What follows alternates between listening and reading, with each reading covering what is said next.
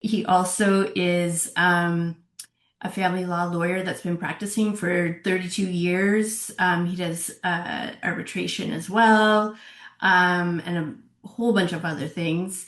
He's a certified specialist, and he's here to talk to us today about why and how to issue a family court application. I'm Taya Morrow. I'm also part of the DCAO. I am the chair to the Public Awareness Committee, and that's why I'm involved in this with you tonight. So thank you all for joining us. And as I said, we're here to talk about why and how to issue a family court application. And Steve, thank you for being here. Thank Um, you. I'm just going to jump right in. When we talk about a family court application, what does that actually mean? And how does someone know if they need to file one? So the document is called an application. In fact, there are rules that are exclusive in Ontario to the family court, and the family court only deals with matters involving, of course, the family. So those issues include things like parenting, support, property division, and a whole host of other collateral issues that are triggered by the breakup of a family, whether that couple is married, unmarried, same sex, second marriage, etc. And when a couple splits up, they have many options on how to resolve their affairs. One of them, generally speaking, the last resort, but for some people it's the first resort, is starting a court case. And in Ontario, to start a court case, the very first step involves filling out a form called an application. And under the family law rules, there are many forms. There's about 40 of them. And the most important preliminary form is this form called Form 8 application. And the Form 8 application is the only way in Ontario to start a case in family court. And if you were to go to the family law rules, and right now I'm going to show everybody on the screen, how do you get to the family law rules? You go here to Google, you type in family law rules, and then it takes you to this link called the family law rules. And when you get to this link, on the left side, there is a directory, and the number 8 refers to starting a case. Hmm. So when you click starting a case, it says right here under 8.1, to start a case, a person shall file an application form. And then it gives you all the different types of forms. And that is how a person in Ontario who would like a judge to decide all of their financial or parenting issues in family court is able to start such a case. Fantastic. Um, just for everybody that's here tonight, we will be we're recording the session and we'll be sending it to you as well. So if you miss something, if you don't quite catch Steve's instructions there, you will get a recording of this that you can look back on, okay? So having said that, what is the difference between an application and a motion? Excellent Sometimes I question. hear it used interchangeably, but they don't exactly mean the same thing, if I'm understanding correctly. It's a very good question, and a lot of people are confused by that. So, Yeah. what I'm going to do is I'm going to take you back to the family law rules. And what you just finished hearing me speak about was Rule 8, starting a case. Now, if we scroll to the very beginning under general, it lets you know the kind of cases that family court can deal with. And if you go here, it tells you under Rule 1 all the different topics or statutes that family court could deal with. And it lists them. For example, change of name or Child, Youth, and Family Services Act, which deals with Children's Aid Society cases. Children's Law Reform Act, which is the provincial legislation for parenting. The Divorce Act, which deals with divorces under Canadian law. The Civil Marriage Act, which deals with whether a marriage is valid and binding, and so on and so forth. As you can see, there's a long list. And in case whatever it is that you want to deal with is not on this list, it gives you even more topics below that, which are not covered by these particular statutes. So that is what a case is. Now, Right. what's a motion?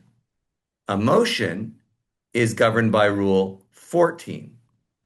Rule 14 uses the word motions for temporary orders. An application is what would bring you to court and what is needed to get a final order, which usually occurs either at settlement or at trial. Within the life of a family court case, families generally need holding orders, temporary orders, such as where will the kids live for the next 6 months? Who will pay the bills on the home? Will the house be sold? These are all matters that are determined on a motion. And as you can see, Rule 14 says when to make a motion. And it says a person who wants any of the following may make a motion. A temporary order for any claim made in an application, directions, or a change in a temporary order. Now, you might ask, well, what's a temporary order for a claim made in an application? Well, the application may be for joint parenting or for sale of the home or for a restraining order. Well, rather than waiting 1, 2, 3, 4, 5 years to get to trial, under Rule 14, you can ask a judge to make a temporary order so as to not wait until the final order is made. And so an application would be like the book, and a motion would be like a chapter in the book. You cannot have a motion without an application, and you need an application to be able to bring a motion. And if we scroll down a little bit more, it says right here in Rule 14 sub 4, you are not allowed to have a motion. In fact, you're not even allowed to file motion materials until you have a conference dealing with the issues in the case. There are some exceptions, like Rule 14 sub 4.2. If you've got a situation of urgency or hardship, they don't use the word emergency. But for the most part, most cases that come to family court are not urgent or create hardship, and therefore it goes first to an application, then to a conference, and if things still don't get resolved, people are allowed to bring a motion for a temporary order. Thank you for clarifying that. That really clears things up. And so who files the application? Is it always the spouse who's asking for the divorce, or can either party file? So no different than an application for a job. The person that wants something applies for it. Right. Now, oftentimes in divorce, each side wants something.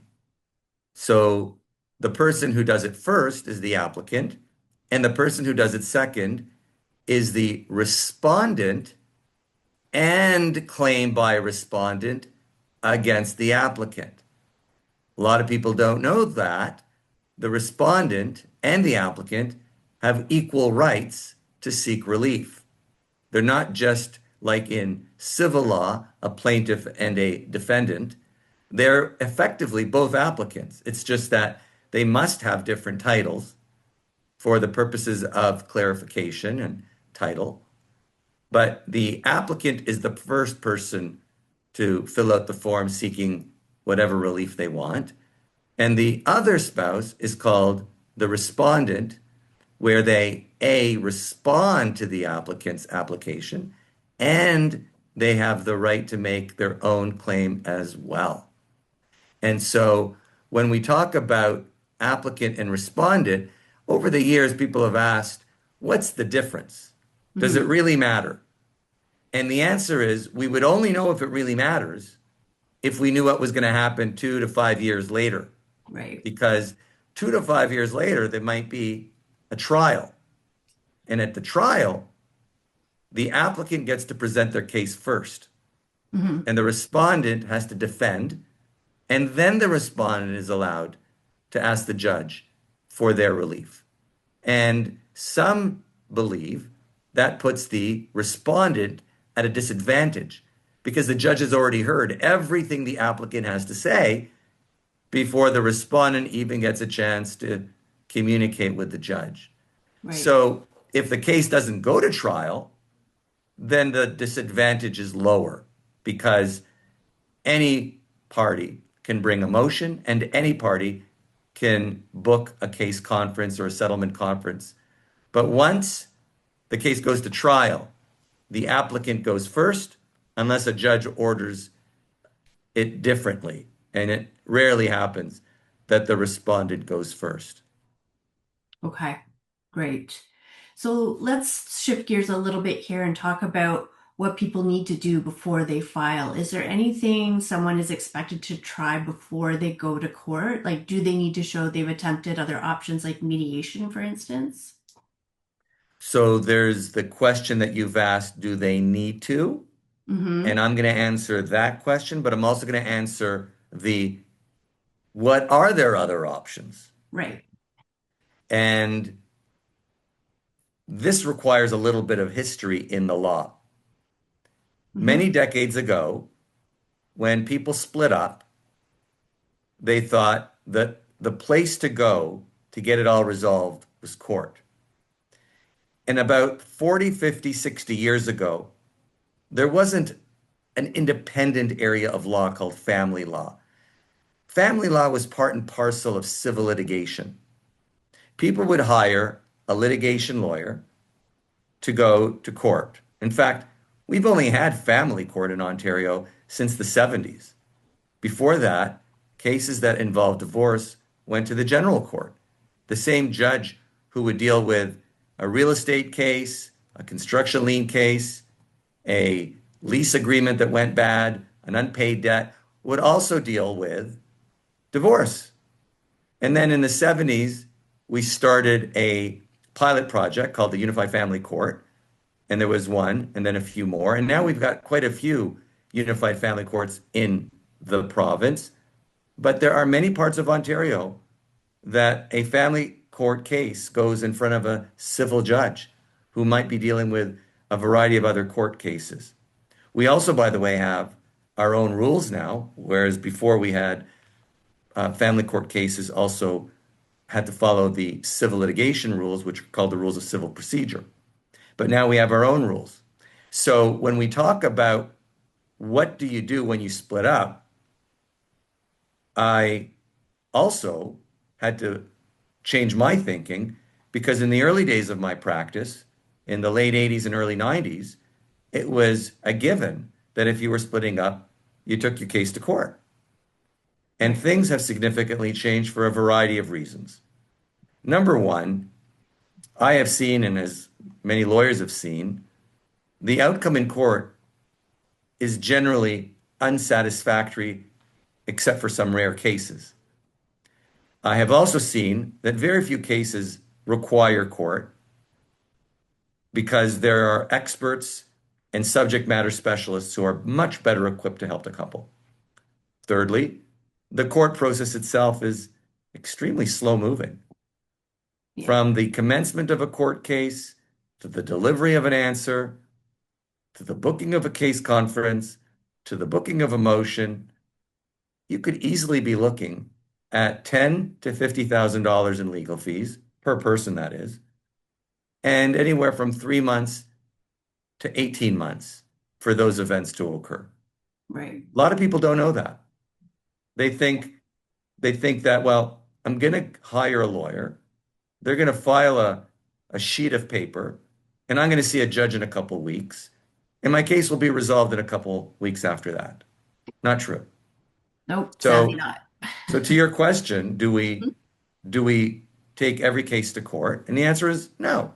In fact, very good divorce professionals, coaches, lawyers, mediators, I would take a wild guess that if you were to interview 10 family court judges right now, and you were to ask them a binary question, should every case go to court? Their answer would be no. Or another binary question, is the first step that a spouse who's separating should do is hire a lawyer and go to court?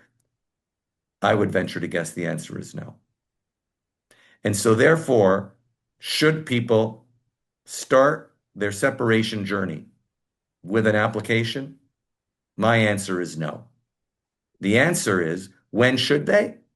After they've exhausted all other options. And there are many.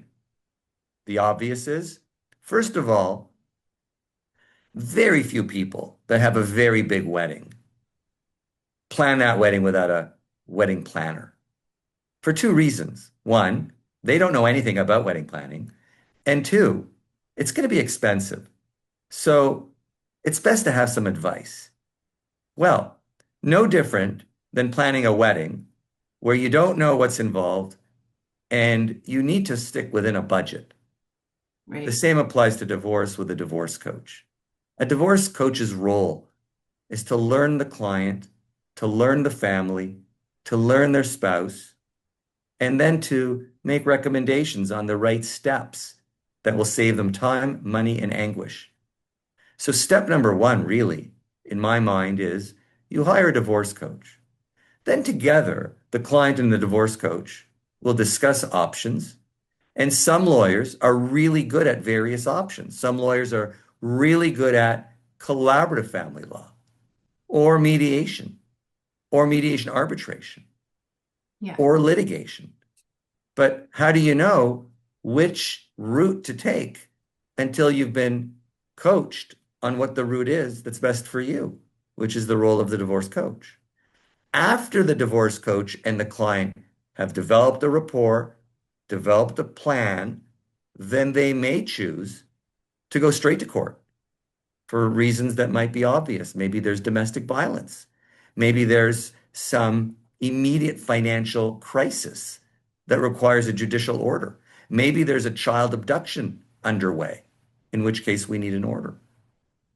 But outside of those rare cases, the vast majority of cases, certainly the ones that I've seen in the last 32 years, they do not require a judge. That's Certainly judges can deal with it if and when they have the time to, months and tens of thousands of dollars later. But the vast majority of Ontarians really don't need that. They yeah. need a good divorce coach and a lawyer that meets the needs of the client, that the divorce coach and the client have selected based on the needs of the client at the moment in time. And that's now the tripod. You've got the client, got the divorce coach, you've got the lawyer, and now you've got three smart people together collaborating on next steps, which may involve negotiation, which may involve mediation, arbitration, assessments, real estate agents, appraisers, income valuators, jewelry appraisers, and maybe, just maybe, litigation and judges. But that's a conversation for the tripod, Yeah. because the tripod includes a coach who is well aware of the landscape and well aware of the client, the lawyer who's well aware of those different tools and what each means and what each costs, and thirdly, the client, who is the most important person in the tripod, who, by the way, has insider knowledge that the other two don't have. The client knows the spouse. The client knows that if we start an application, and in that application, we write all these criticisms of the spouse. We explain why they're splitting up, and we explain all of the details, some of it very unsavory. And we make this document, by the way, a public document so that the neighbors could read it, the children can read it, the family members can read it. Once you fill out an application, you file it in court, it's public record. Anybody could read it, and it's there forever. And so, therefore, a conversation that very few people have when they start a court application is, will this be public? Yeah. In fact, in 32 years, I could count on one hand how many people said to me, is this going to be public? Or is this going to be public? Yeah, people Or don't this is going to be realize. public. They don't know that. Yeah, And so absolutely. when we choose application, we have effectively not chosen all the other options. We have potentially not worked with a divorce coach who would have guided. We potentially would have mischosen the lawyer. And there's an old saying, Taya, you give a person with a hammer, excuse me, you give a person a hammer, all they see is a nail. And Right. so if you hire a lawyer whose go-to is court, there's a pretty high probability that's That's what's going where to you're gonna end happen. up. Yeah, I've seen it happen. So let's switch gears a little bit here and talk about what information and documents do they need to have in hand before they file? So there is a long list, and the list really stems from what does the client want? Right. Perfect example. If all the client wants is a divorce, all they need is their marriage certificate. Okay. If the client wants a divorce and an order regarding parenting, there's another document that they must fill out with the application called a parenting affidavit that sets out all the details regarding their child, all the details regarding their parenting. If there's criminal history, if there's mental health history, if there's Children's Aid Society history, if the children have any special needs, what schools they go to, where does everybody live, what's your plan for where the children will live after separation? So that's a different document that has to go with the application. Otherwise, the case won't get started. In fact, the courts will reject the acceptance of the filing of an application if documents are missing. So that was for a situation where there's parenting involved. Right. What about child or spousal support or property division? So for those cases, you need another document. That document is called a Form 13 or a 13.1 financial statement. And that document, in the document, lists all the documents that you got to attach to that document. Yeah. And there's no spoiler alert here. You got to, at minimum, attach the last 3 years of income tax returns and notices of assessment, but that's the bare minimum. And in fact, if I show you the rule again, you'll see that many courts, when they actually start a court case, they have this thing called an automatic order. What's an automatic order? An automatic order is an order where the parties have to file a whole bunch of financial disclosure. Right. And as you can see here, Rule 8.0.1 mentions the automatic order. And the automatic order gets issued, which then sets out a list of the documents that are required. Hmm. And if somebody doesn't list or provide those documents, they could be punished in court. Either their case could be struck or they could be ordered to pay costs, which we don't like. So Right. lawyers who do this, no, don't just go in there ill-prepared. Don't go in there with the minimum documents.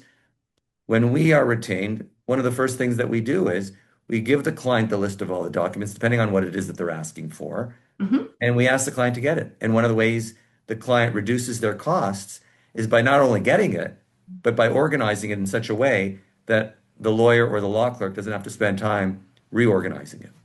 Absolutely. And that's divorce coaches help with that too. So before people file, what would you say are decisions, actions, and things that they say that can make the court process harder for them in the down the road, like in the long run? Like what should people absolutely avoid before they file? Well, it's an easy way for me to answer avoiding court, but assuming we've already tried that and we're in court. But Right, I have to say, the part of the question that involves deciding when to go to court and when not to, right. oftentimes is skipped through very quickly. It's a very hasty decision in most Yeah. cases. Um, only in my later years have I really challenged clients who say to me definitively, do you really want to go to court? Let me first walk you through what will happen if. And many times we avoid court because I've given the client a real understanding of the pros and cons of court. And if they fully understand it and they decide to go to court, then now they are qualified for court. But rarely are people fully informed. As I said earlier, they have a completely different perspective of what's going to happen in court.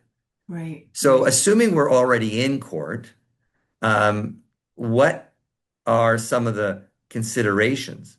Well, Hmm. first of all, it's so important to make sure you ask for what you want in the Hmm. application. I can't tell you how many times I was hired over the last 30 plus years, and the client says to me, and what I want is, and I say, but I'm not the lawyer that drafted your application. Let's take a peek at your application. You just Right, told me you wanted X. You didn't plead X in your application. So you cannot get from the court something that you didn't ask for in the application.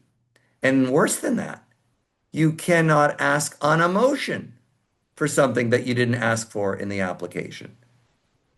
And worse than that, you may not be allowed to because the limitation period might have expired, or the evidence that supported that request is no longer available, or you finally get a judge to grant you permission to change your application. It's called, by the way, an amended application or an amended answer.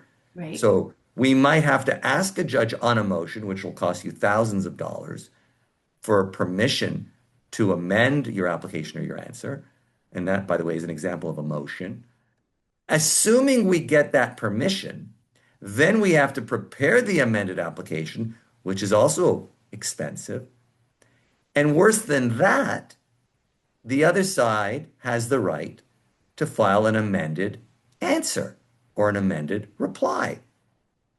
And they legitimately can ask for you to pay for the costs that they have incurred to redo their answer or their reply. And so, one thing that is absolutely critical is for people to think long and hard, assuming they've made the decision to start a court case or they're answering a court case, what should go in their pleading? By the way, that's a word that I haven't used before. Pleadings are three documents: application, answer, reply. right. In family court, when someone uses the word pleadings, they're referring to Mhm. those three documents. Now, if they're referring to materials on a motion, they're not called pleadings. They're called motion material. Okay. And those documents are, for another webinar, a notice of motion, an affidavit, and a few other ones. But you asked me, Taya, the question, what are things that somebody has to think about when starting an application? Right, What do you want? Why do you want it? Do you have the evidence to support it? Because if you cannot prove it, then think long and hard of asking for it. Some people think, I'll just ask for everything, and then later I'll decide what I don't want. Not a good idea, because the other side can argue that you've asked for things you never got and you owe them money that they had to pay to defend that claim. So it's not a good move. Some right. people think, well, I'll ask for it and later I'll withdraw that claim. Not a good move. The other side can ask for costs when you withdraw that claim. You might think, I'm going to ask for everything, then look for the evidence for it. Not a good move. What if you don't have the evidence? You will look weak. So So many factors. Yeah. you really want to make sure your house is in order before you start your application. And the role of the lawyer and the divorce coach, the tripod, is to sort that out and to have really good conversations about what should go in it, which some would say, well, when do these conversations occur? Hmm. Before you start the application. And how long do they take? Sometimes a couple weeks.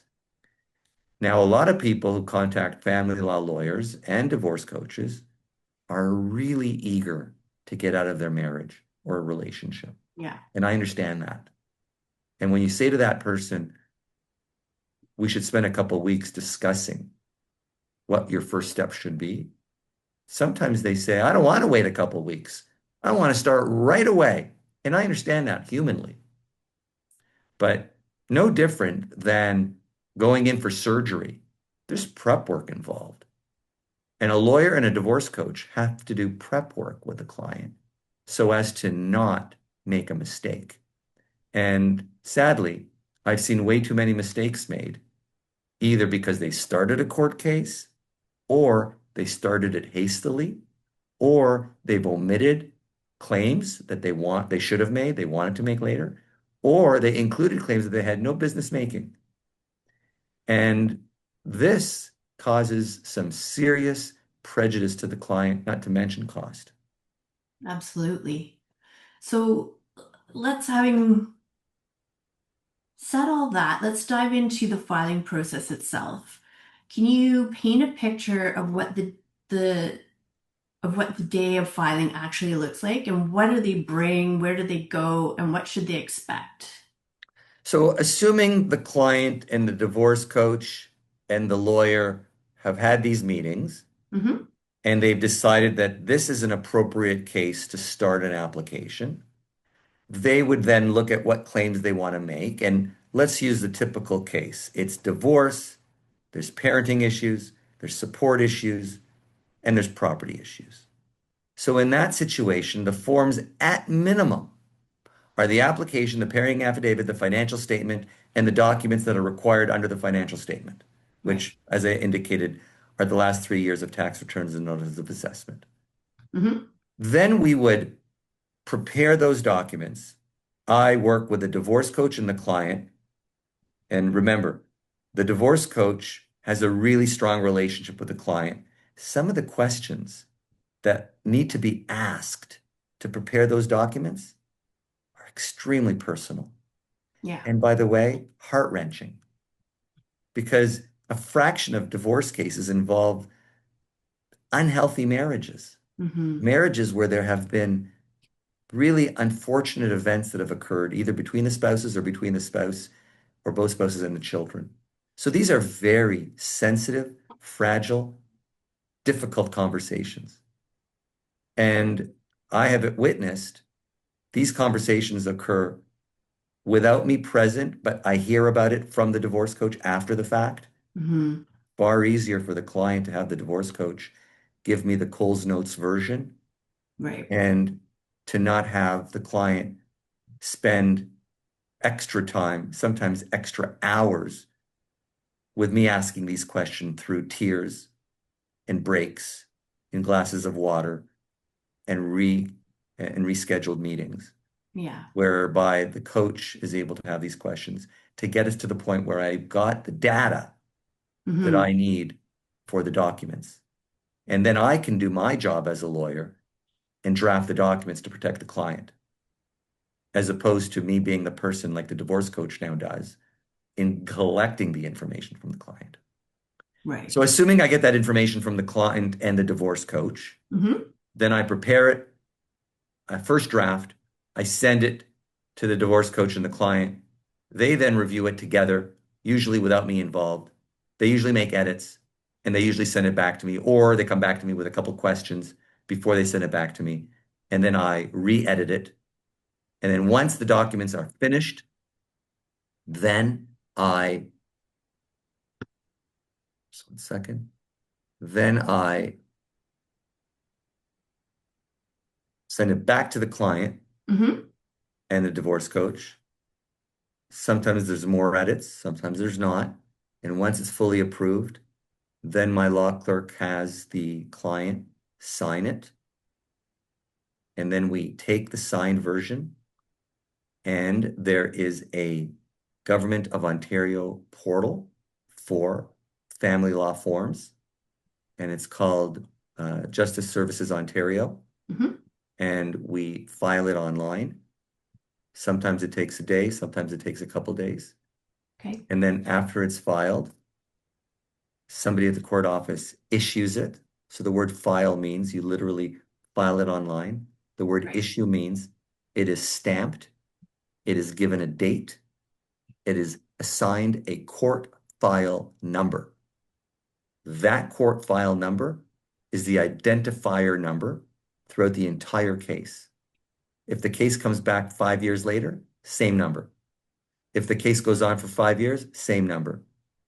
If somebody gets added to this case, like another child or another party, like maybe the parents loaned money to buy the matrimonial home, same number.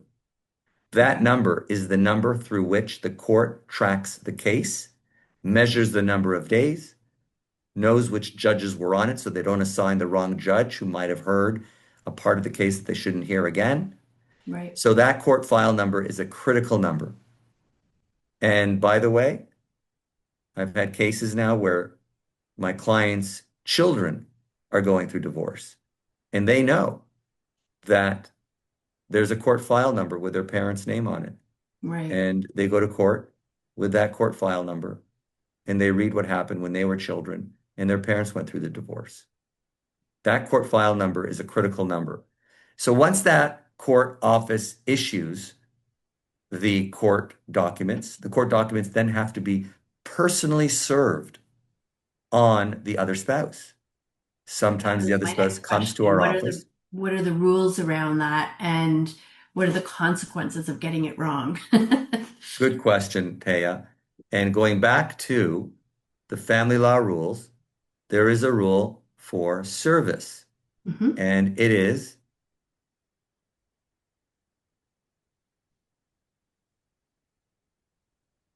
Rule 6.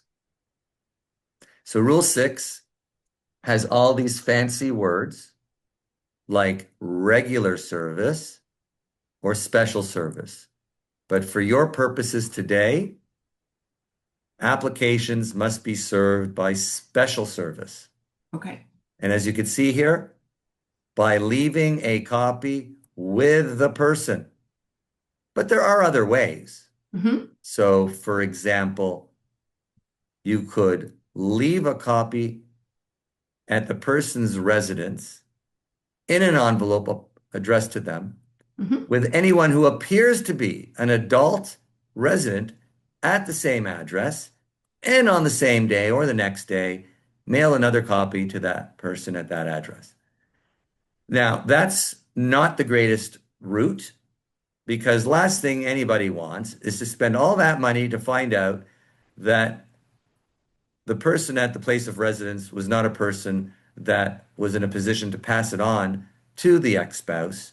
And so therefore, the ex-spouse years later comes to court and asks that any orders made get canceled because they never got it. So that's why serving it on them personally is the preferred route. And that's why we as lawyers always aim for that. Sometimes people do not want to be served. The word we use is Hmm. evade service. Yeah. So sometimes we have to be extra clever and find them. Sometimes at their place of work, sometimes on their way to a meeting, Right. sometimes pulling up to the driveway, sometimes with a photograph in the hand of the process server who is looking for this person and then finally serves them live. Then the process server, by the way, it's never the spouse. The process server is a special job. It's kind of like a fancy courier. Their job is to serve a person court documents Mm-hmm. and then to fill out a form. It's Okay. an affidavit. It's called an affidavit of service. And that affidavit of service would say when, where, and how the process server served the spouse. And then after the process server fills out this form, swears it, has it commissioned, they give it to the lawyer, me, and then I file it in court to prove to the court that we served the application. And that gives us the clock. The clock under the rules say that the respondent has 30 days from that date to deliver an answer. And if they don't, the applicant has the right to get default judgment, also called an uncontested order, which Right. puts a lot of pressure on the respondent to Yeah, not ignore it. absolutely. Um, Resources and support. Let's talk about that for a second. Is there any free or low cost resources out there for self-represented litigants to keep moving forward that you know of, other than what Yes, you've there shown us? are. Okay. Now, if you asked me that question in the 1970s, 80s, or 90s, I would have a different answer. Right. These days, we have so many online resources to help the person who cannot afford a lawyer. So let's start with the most obvious. First of all, let's focus on the ones that are reliable. Right. So the ones that are reliable in Ontario involve the court websites, which Mm-hmm. have plenty of information. The Government of Ontario websites, make sure you're on the right website. The federal government also operates excellent websites for people going through separation and divorce. Right. Then within Ontario, we Mm-hmm. have the Ontario Justice Education Network, OJEN, Mm-hmm. and there are many law firms, mine included, that have significant information online from webinars to podcasts to blogs to articles. Again, buyer beware. Make sure you read credible information. Right. We've had too many cases in the last year where Mm-hmm. people relied on ChatGPT or Claude, got the wrong information, and were extremely disappointed in court. Is Yeah. there space for AI in family law if you're a self-represented litigant? Yes, but not for legal advice. Right. Can you take your life story, type it into ChatGPT, and ask the the robot to rewrite it for you in better English? Yes. Can you use that in your affidavit? And of course, if you edit it, yes. Yeah. But to rely on ChatGPT for the rules of procedure, what to do after what to file where and when, or what your legal rights are, is very dangerous. Absolutely. Absolutely.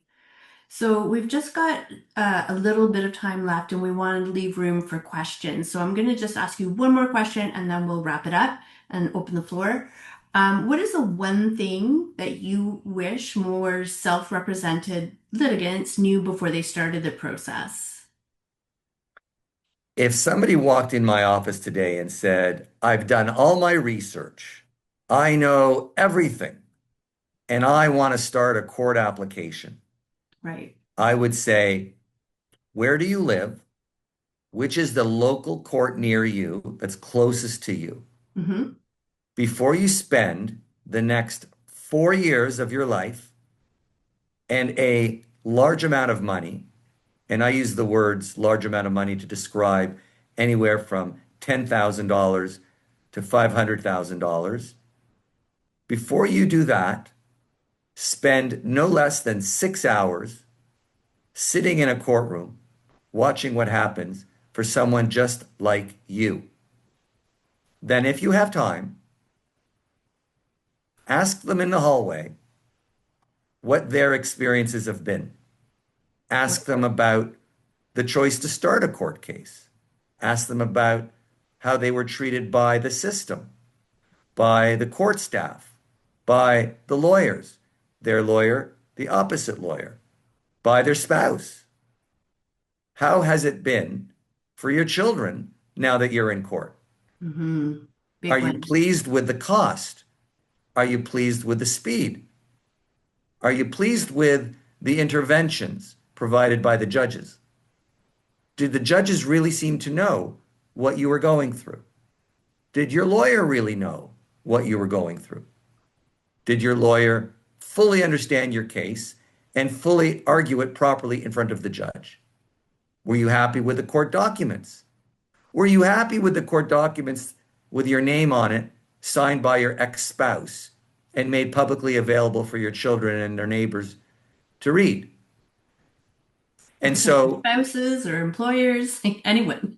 so go and do a little bit of research. I'm not asking for 40 hours, 6. Go and Hmm. spend 6 hours at the local courthouse. And by the way, that local courthouse will be your courthouse. Right. Those judges, they'll be your judges. And the lawyers there, maybe one of them will be your lawyer. So go and spend 6 hours on a field trip. You can do it all in one day or break it up into a few, and then make sure you fully understand what you are ordering.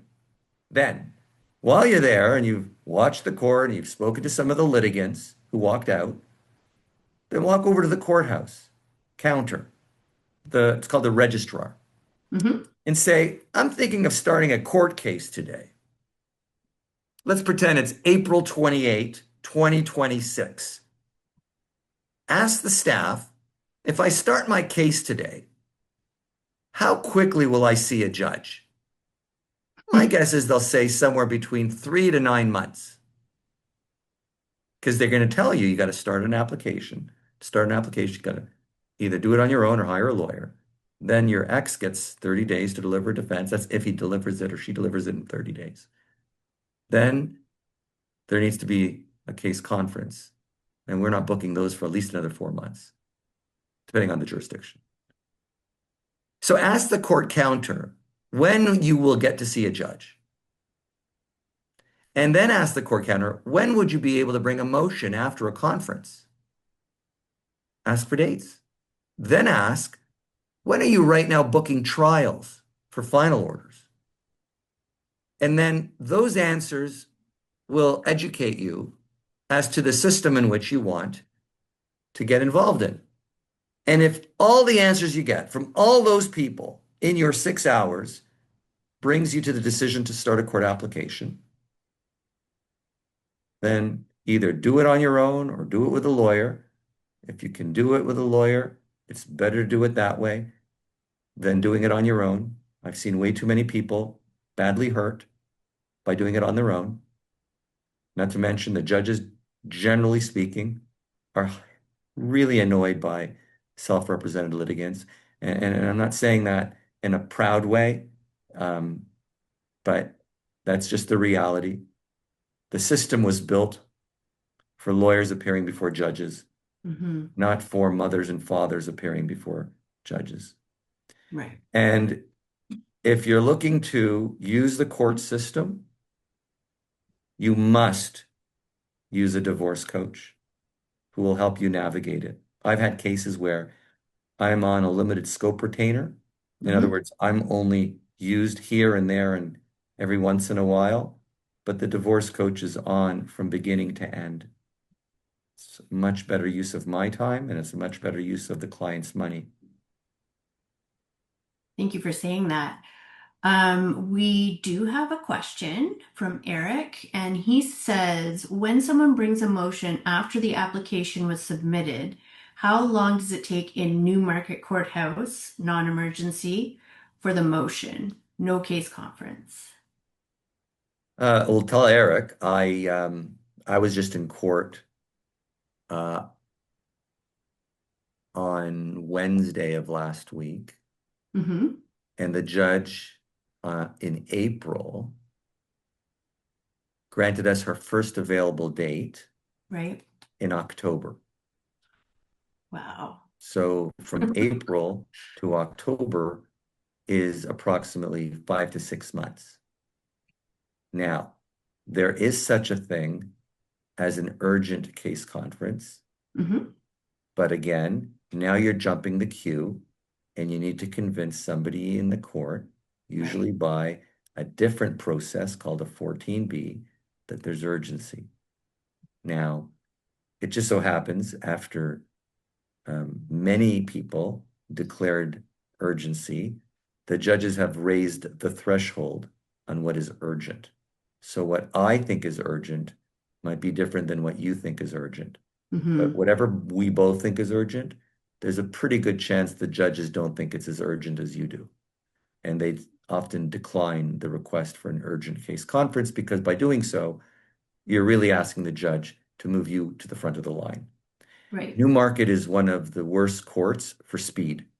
They've got excellent judges, smart judges, very committed judges. They're just overworked. They've got too many cases.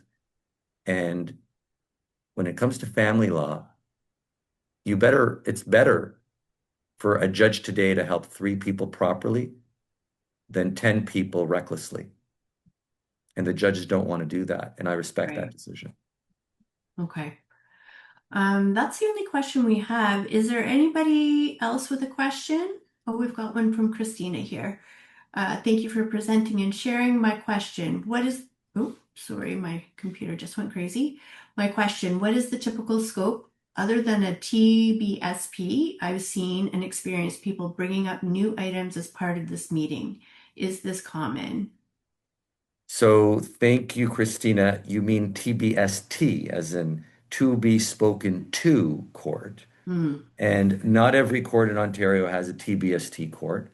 And for those that don't know, TBST court is where 1 day a week, in Toronto it's Mondays, the judges host a 1 hour session for people to have up to 15 minutes to say, I need a court date for fill in the blank.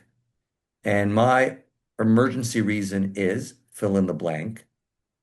That takes about 3 to 5 minutes. Hmm. And the judge hears from the other person. And the judge says, no, I am not going to give you an urgent case conference or motion date. Or the judge will say, I am.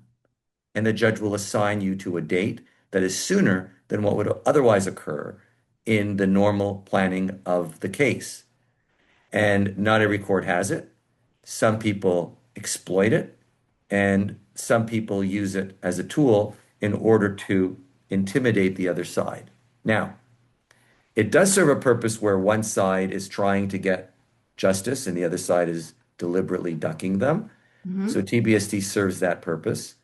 And by the way, in Toronto, you do not need to start a court application to get in front of a TBST court judge, which is a fantastic and very generous, by the way, entry point because we've had cases that, for whatever the reason is, one or both spouses were unreasonable, and we take it to TBST court.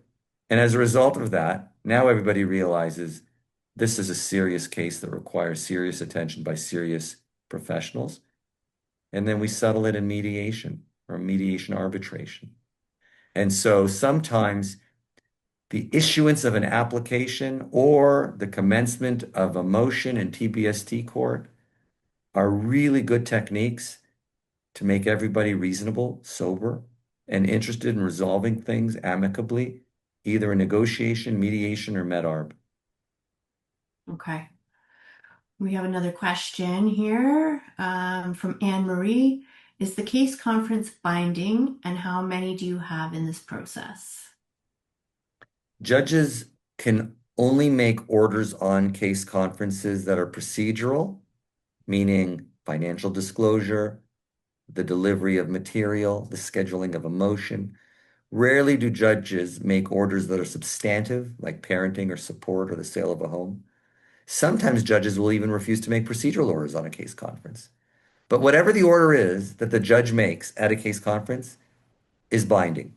Or to put it another way, any order is binding unless an appeals court vacates the order. which is a whole other process to appeal a decision. Now, sometimes judges write things in their endorsement in a case conference brief, which isn't an order, but it is read by the later judges, which could actually either help or hurt a spouse in the case. So they might write, mother of two children appeared dysregulated and ill-prepared for this court case. Case conference adjourned. Well, the next judge is going to read that and probably will be highly suspicious of the same person in front of them. And Right. so it's not binding in the sense that a judge made an order, but Hmm. it is influential because it creates an impression. And so we treat every court appearance as a reflection on the case for the next judge to read. It's critical that those endorsements place our clients in a positive light. Or Hmm. to put it another way, do we really want a judge who sees you for 20, 40 minutes to write a negative impression of you, which will then influence every judge after you? Yeah. So the answer is that's not what occurs in negotiation, mediation, or med arb, but it occurs every day in case conferences. And as for how many, there actually is no limit. But usually what happens is there's one case conference, then one settlement conference, then one trial management conference, and then a trial. And make no mistake, these are not divided by 1 week or 1 month apart. Those three things that I just mentioned will likely span 2 years. Okay. We have a question from Ash in regards to an application. Uh, sorry. You mentioned do not ask for too much. My lawyer asked me about a restraining order with the expectation we may not need it. I do have a case with significance IPV. What are the harms for asking for too much relief as a restraining order? Sorry. So I'm just repeating my earlier comment that Mhm. when somebody goes to court and fills out an application, they should carefully analyze what they want, if they have evidence to support it, and get legal advice to decide whether they should ask for it. If someone doesn't do that analysis, they have prejudiced themselves by later determining that they should have asked for something that they didn't think to ask for. If someone asks for something that they don't want, that they don't need, and they simply just checked off a box or made a claim, they place themselves at risk at minimum for costs and at maximum for a adverse finding against them. So whether it's Ash or anybody else on this webinar, I'm not your lawyer and I'm not giving you legal advice. And I'm glad to hear that some of you have a lawyer and you should follow your lawyer's advice. This is a webinar not meant to provide independent legal advice to any one person. Mhm. But the answer to your question, Ash and Taya, is when you are planning to go to court and start a court case, know what you want, know if you can prove it, and if you don't know what you want, discuss it with your coach and your lawyer till you figure out what it is that you want, and then responsibly and properly put that into your application or your answer, and then make sure that you pursue it because it's exactly what you've decided you want and need. Okay. We have two more questions from Eric, and then I think we're going to have to wrap it up because we're at time. He asks, is there a specific number of days between filing date and serving date of the documents? I think we already covered that. But I'll answer it for Eric. Okay. No different than applying for a social insurance number or a passport. There are parts of this process that we're in control of, like filling out the passport application. And then there's parts that we're not in control of, the government sending you back the issued passport. We lawyers, I personally have done this for 30 years. I've prepared all the documents properly. I've taken it to court, and it takes more than a day, sometimes upwards of 3 weeks to get it issued. And that's frustrating, especially when my client wants it issued immediately. So usually it gets issued within a week, but sometimes less and sometimes more. After it's issued, then it has to be served. If it's easy to serve the other side, we serve them. Sometimes they have a lawyer, so we ask the lawyer if they'll accept service, in which case we serve it by email. Sometimes they don't have a lawyer and they don't want to be served and they're out of the country or living in a condo where we can't access them. And sometimes it could take weeks, if not months, to get them served. And if we can't get them served, the clock doesn't start ticking until they're served. And in some cases, we got to go back to court and get an order because they have been evading service to allow us to serve them another way, like by just leaving an envelope with a concierge or serving their mother in another city. So sometimes it takes more work to get them served. And after they're served is when the clock starts ticking for the 30 days. And if they do defend within 30 days, you then get a case conference. And if they don't defend within 30 days, you could ask for what's called an uncontested trial. Taya, what was the other question? Why would a judge not make a decision on parenting or matrimonial home? So I'm not sure what the question means, but judges do make decisions on parenting in the matrimonial home. However, they don't make decisions at case conferences. They make recommendations. And a judge can make a decision on parenting or the matrimonial home on a motion, so long as it's a temporary order. And judges do make orders at trials on both of those issues. Okay.